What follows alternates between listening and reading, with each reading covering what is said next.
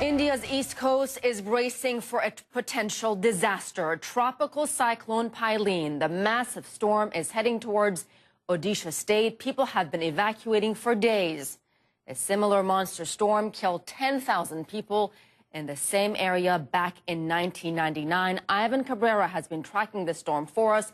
Ivan, you were telling me earlier, this could be the biggest storm India has ever seen. Yeah, the North Indian Ocean has ever seen, and certainly has already tied for the #2 spot here. We could even get worse than that. But this storm, even if it weakens a little bit or strengthens a little bit, the impacts are going to be the same. I thought I'd start off this hour with something. The National Hurricane Center, which is of course, agency that services the United States, making this statement here. A storm of this magnitude will leave most of the hardest hit areas uninhabitable for weeks to months, and that is not an exaggeration. That is the kind of storm we're dealing with here. It is not weakened, it is holding. 260-kilometer-per-hour winds. Look at these gusts, 315.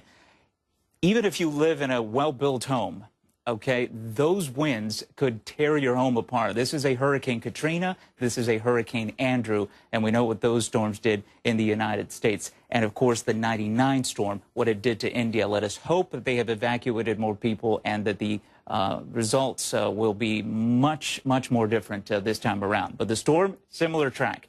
Here it is, coming ashore in the next several hours. We're still estimating a landfall between 7 and 10. The most destructive winds are still offshore. But then we have to break the cyclone in two halves. On the northern and eastern half, that is where we have the storm surge. So when it comes in with 270-kilometer-per-hour winds, yes, the winds are destructive, but the winds are also going to be pushing water on shore. We call that the storm surge on the eastern half of the storm because the circulation is counterclockwise. So this is the region here. Odisha state, I think, will be the one that will be hardest hit if the storm continues on this track. And, of course, it is densely populated, which is why we've had evacuations and which is why it is so vulnerable to calamity here. 3 to 7 meter storm surge. That is what we're forecasting with a 100 to 200 kilometer-per-hour storm. Now, these are the two tracks. Look at the Odisha '99 cyclone. It is in the yellowed line here. The current cyclone, Phailin, is a little bit further to the south.